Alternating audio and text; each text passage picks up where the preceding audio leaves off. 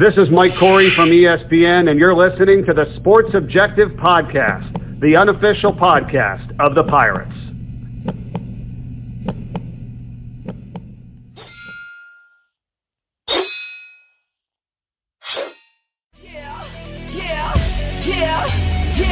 My heart is purple and gold. I'm a pirate down to my soul, and I don't back down, not at all. Find out when the cannons explode, from the sidelines down to the post. Put it down like not even close. All out to the last whistle blow. From the flag with the soul and crossbones. Season and basketball, lots of things going on, and a new coaching hire, right, Bubba?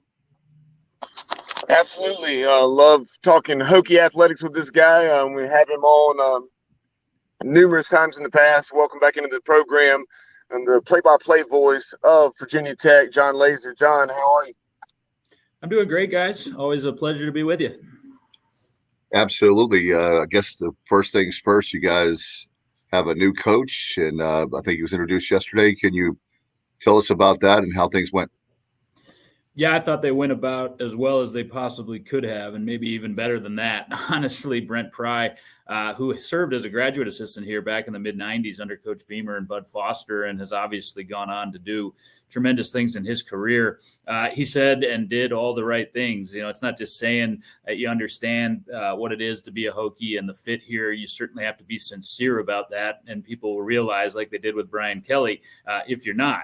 And I thought Coach Pry did a tremendous job with that because it was sincere. I only got to spend about 15 minutes, 20 minutes with him yesterday in terms of having actual conversations beyond the interview that we did, but he was awesome. Really looking forward to working with him. I think the thing that struck me the most was the way he treats people. That's how Coach Beamer treated people. Quite frankly, Justin Fuente treated people, including me, like that as well. But at the same time, I'm really happy that we've got a guy in here that seems like he's going to be a great fit. John, before we talk more about Coach Pry, if you would, you mentioned Justin Fuente. Like you said, by everything I've seen and heard, excellent guy. He certainly had some success there this year. Lost a ton of close games. Just talking about sum up the Justin Fuente era.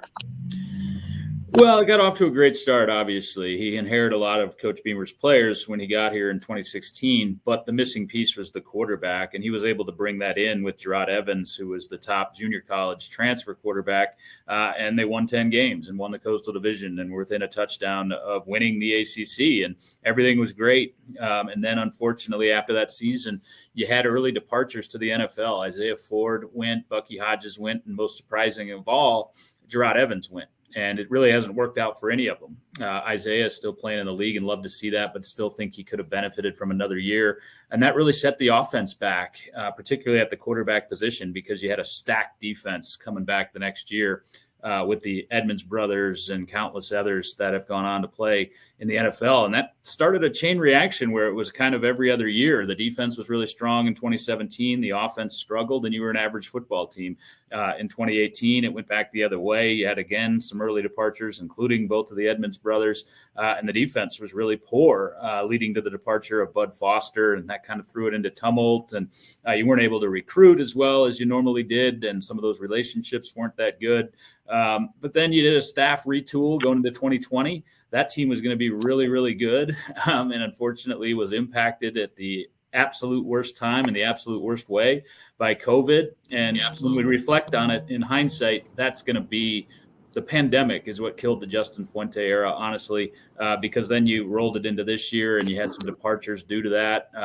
And you didn't meet expectations, but there was no margin for error because the fan base has lost its patience. So ultimately, I think Justin Fuente did a better job than maybe we will remember.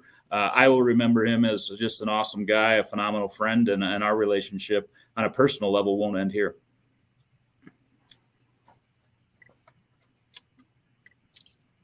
Circling back to Brent Pry, you mentioned that time that he spent, was it 95 to 98 in Blacksburg under Bud Foster, but he had a long association with James Franklin at Vanderbilt, as well as obviously his time at Penn State the last several years, assistant head coach, also defensive coordinator. Just talk about his background and what were some of the things that really stood out to you in his introductory press conference. Well, again, I think he has a genuine appreciation for Coach Beamer and Coach Foster and some of the others, J.C. Price, who was a player on that team in '95, for cutting his teeth, as he said, and getting into the business. And then also, he was very emotional, and I admired the fact that he was when talking about James Franklin, referring to him as a brother, more than just a friend, and giving him tremendous credit for grooming him, and also being happy that this opportunity eventually came about for him. Again, there was just a sincerity in everyone that he mentioned and everyone that he talked about, and the relationships. You can tell that they're real. He understands the need, I think, to strengthen the connection back to the alumni base of players, because they do want to be involved, and haven't for a variety of reasons over the previous few years. I think that was certainly one of the knocks that you could put on Justin Fuente, was those relationships just never really came to fruition. And also talked about Hokie Nation, and he was out with the Corps of Cadets bright and early before the sun came up yesterday. And he was the same way with me. He got to meet his family. They seem like awesome people, genuinely excited to be here in Blacksburg. And that was the tone of the day, guys, was just excitement. You can see it on social media and the fan base, and you could definitely feel it if you were in the room yesterday. John, I would ask you, what is the expectation as far as Hokie Nation for this first season with a new coach? I know you guys obviously want to win the ACC, but what do you think, with having a new coach come in, what do you think the expectations will be for next year? That's going to be really interesting, guys, because you've already seen that Trey Turner has opted out of the bowl and he's going to the NFL draft, and that Tavion Robinson entered the transfer portal. And I think some of that can be expected because you hired a defensive coach, and these days you just don't have the level of patience to wait and see. And then in those guys' defense, you can't, because there's just not as many players or positions available as players that will enter the transfer portal. So I don't think they'll be the last. I have no idea who may follow. I think many will wait to see what the staff takes shape and how you can keep this recruiting class together. But at the same time, you were losing a lot of things off this roster anyway. The offensive line, for example, you're going to lose at least 3 starters there, probably 4. And on the defensive side of the ball, you're more than likely going to lose Jermaine Waller and one of your linebackers that have been good, and you really haven't been able to recruit depth on the defensive line. So all that's a long way to say. You don't know, because could Coach Pry work some magic in the transfer portal himself? Could he lure some of the folks that were heading to Penn State to Blacksburg? You just never know. The schedule is a little bit more difficult. You expect some of these ACC programs to be back up. I think a reasonable expectation, guys, or a reasonable goal would be 6-6, and just to keep getting back to bowl games and get some momentum. But that's going to be awfully difficult to do. I don't just mean that from a pessimistic standpoint. I hope our fan base, even if you go 1-11 and whatever the case may be, that's going to be somewhat understandable, I think, in terms of remaking this program. You don't want to see it happen, obviously, and I don't expect it to. But Coach Pry is a phenomenal coach in person, but he's also not a magician. Now, what did Coach Pry had to say? And forgive me if you touched on this a moment ago. I had some technical difficulties, but what did he say when asked at his press conference as far as assembling a staff, and who do you think he may be bringing in? Yeah, that's a great question. Obviously, he starts with J.C. Price as his associate head coach, and also J.C. will continue in his specialty to coach the defensive line. Pearson Prelo is going to have a role on this staff. I know there's an expectation that Coach Quinn, who was at Savannah State, there's been a lot of speculation about that, will have a defensive role on this staff. Beyond that, guys, I have no idea, because it all comes down to relationships, right? And Coach Pry is kind of from a different tree in terms of the people that I am in circles with. But what I would expect is he's going to find at least one coach that has extremely strong ties to the 757. I have a good idea who that might be, but can't share that at the moment. I mean, on the offensive side, I think he's more than likely going to go after someone he thinks is innovative, that is more than likely a head coach at a lower level right now, or a coordinator, at a comparable level. And when you put more money into those financial opportunities, then I think you'll have a better candidate pool. And that's what Whit Babcock, our athletic director, and he talked about yesterday. So I'm excited about it. I don't think it's going to be kind of the finesse spread that we've been running. I think it'll be a more run approach philosophy from whoever comes in, because, again, as you get back to your identity at Tech, that's what it is. And, John, I was looking at your schedule for next year, and, man, it's not easy with the likes of see Old Dominion, West Virginia. I mean, there's some. I know Wofford is maybe not. No disrespect for them, but they're more of a basketball school. So, but you got some tough games. Old Dominion's going to a bowl this year. West Virginia is usually pretty good, but you got it looks like a pretty hard non-conference schedule, and knowing how the ACC is, so it's going to be a tough year for him. Yeah, it is. And, Wofford, I only have limited experience. One game when I was with Charleston Southern, we went into Wofford, Dave. We got our fannies whipped pretty good now.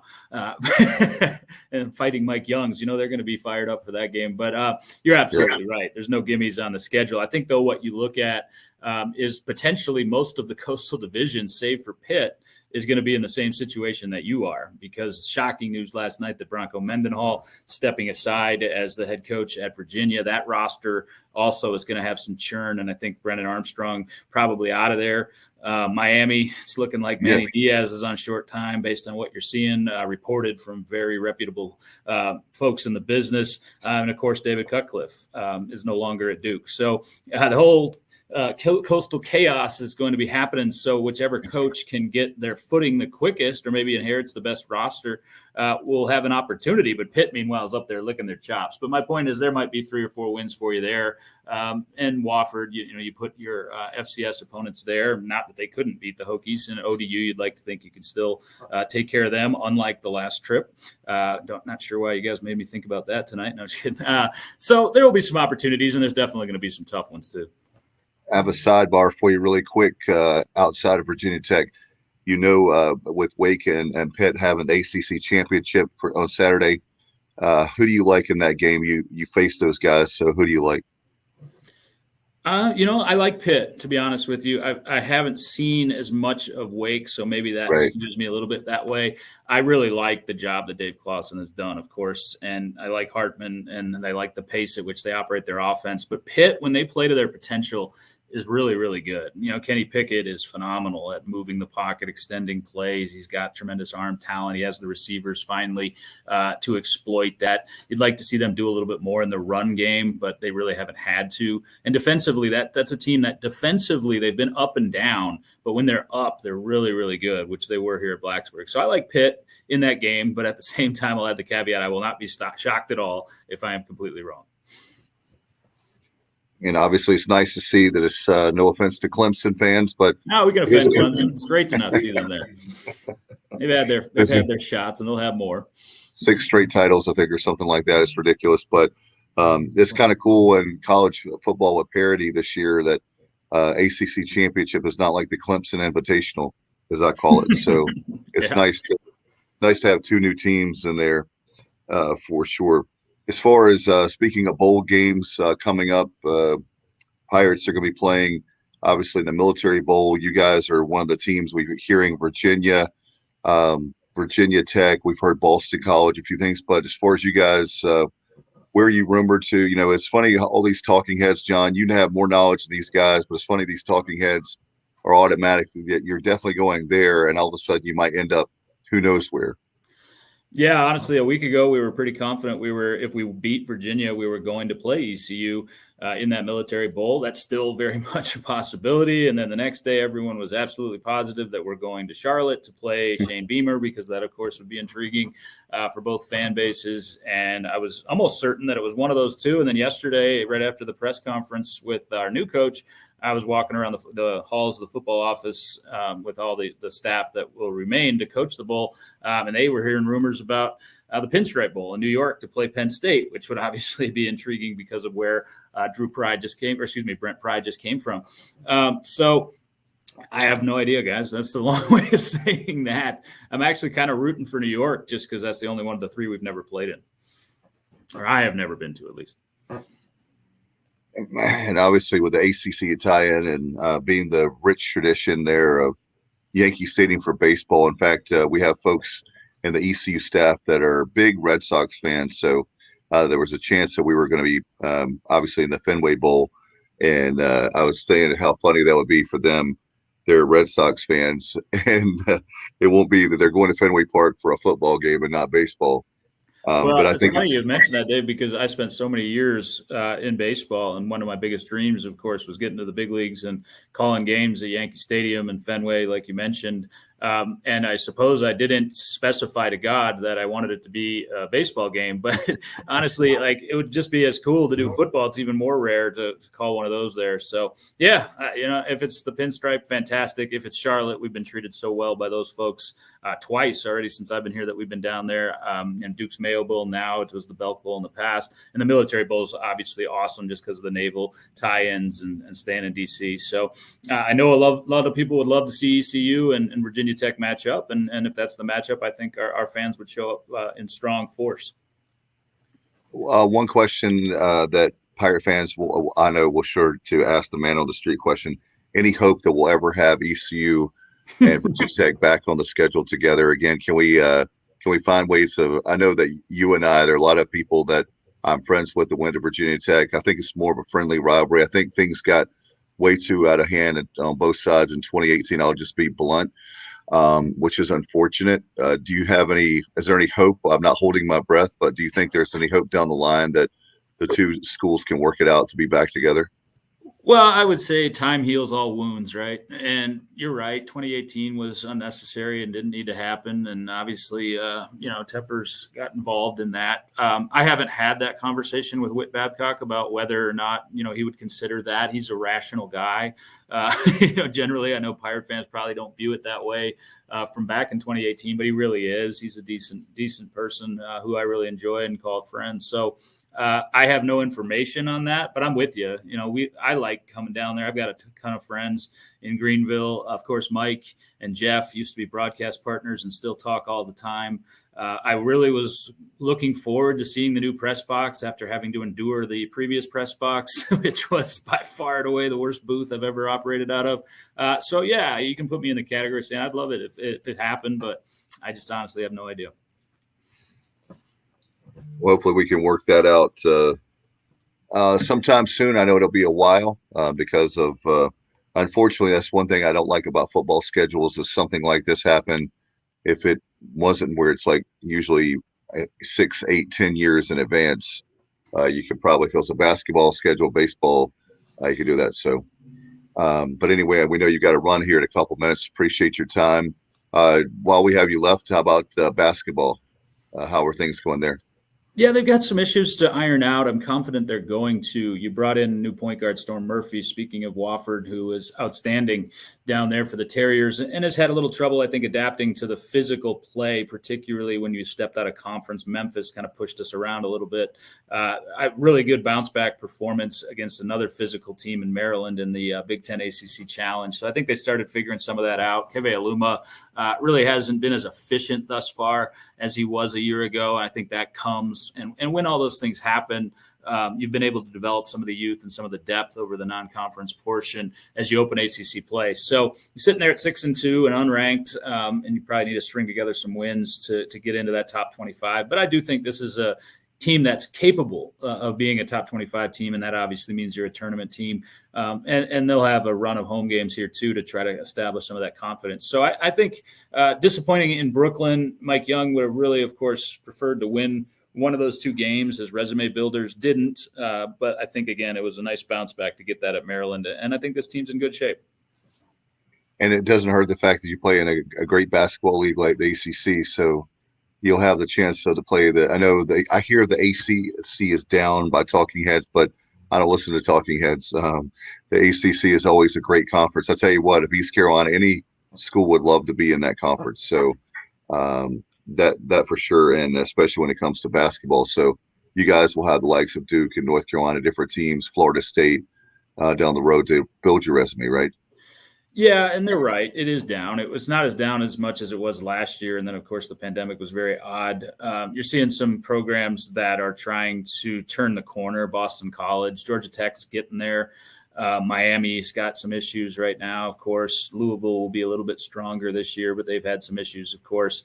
But when you say it's down, it's still really, really good. And Duke, they lost the other night, but they've looked like one of the best couple teams in the country. North Carolina's figuring it out with some of their youth, a new head coach, and took it to Michigan pretty good the other night. So when it's down, we kind of like that because we're not the blue blood and we're not getting these 5-star recruits. So it gives some of us that are generally in the middle of the pecking order an opportunity, for double buys and even dreaming of conference titles and all those types of things. So yeah, absolutely. There's resume opportunities throughout the conference. There always is. The general consensus is if you post a winning record in the conference, you're probably going to make the tournament unless you absolutely drop the ball in non-conference, and the Hokies haven't done that. They've still got a couple opportunities there too, going to Dayton and playing a ranked St. Bonnie team at a neutral site for other statement wins. Well, good luck to the Hokies this year. Obviously, in the bowl game, we'll see who that is against, and obviously with basketball. Thank you so much for your time, Jon. And before we let you go, how can people find your work? If they visit social media, we post a lot of it there at LazeVT, LazeVT on Instagram and Twitter, or Hokiesports.com for full-length content and interviews. All right, thanks so much. Hope you have a great weekend, and we'll see you again very soon.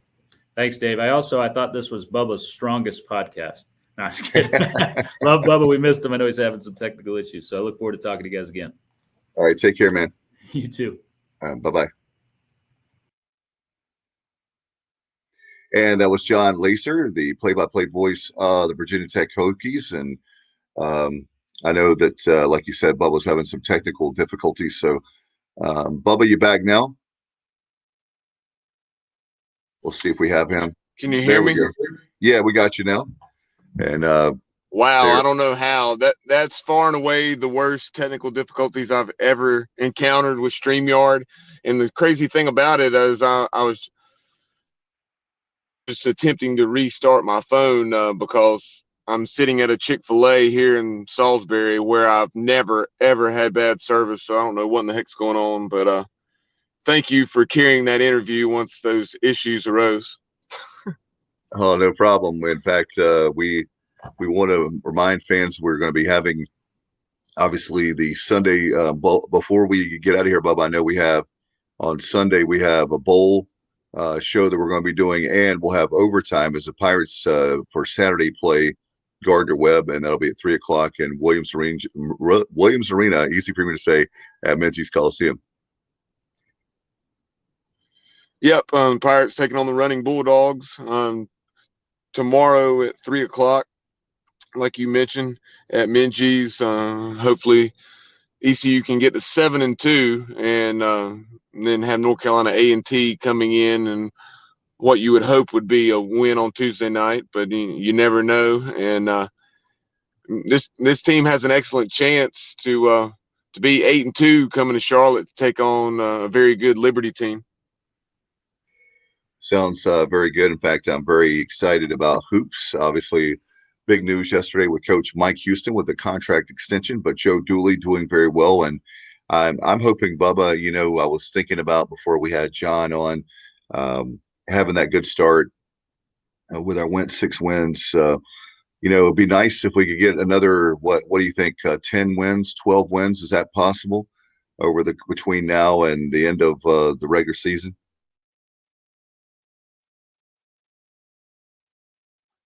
Well, I guess we lost Bubba there, but obviously, again, Pirates with Gardner Webb coming up. That's going to be a great matchup, and certainly it'll be great to have a lot of Pirate fans. Get your tickets, ECUPirates.com, 1-800-ECU. Speaking of tickets, that's where you go to get bowl tickets. I haven't heard the official number for this week, but I know they've been selling very well. Pirates are very excited about being back in a bowl. The Military Bowl, we'll find out by Sunday who the Pirates are going to be playing, and right now it's just the ACC, but we'll find out who that opponent in the ACC is at 2:30, and we appreciate all of you buying your tickets. Let's get 10,000. That's the goal that we set at the Sports Objective for the Military Bowl. I'd love to crush that record. I think that's easy for us to do with all our fans, but anyway, appreciate all of you listening in. And in fact, we have a lot of shows. We'll have the overtime and the special bowl show on Sunday, and then more great content, including next Thursday night. Don't forget the chair the Board of Trustees. We'll talk to Scott Shook, a fan of the program, a friend of the program, and appreciate his leadership, getting the job done. On Mike Houston's contract, they gave more money to the assistants, and understand that John Gilbert's going to get an extension here very soon. So congratulations to the job well done there. And hopefully we can talk about an indoor practice facility and much more. Appreciate all your support of watching the show for the last 4.5 years. The first in the original podcast of the Pirates, the unofficial podcast of the Pirates.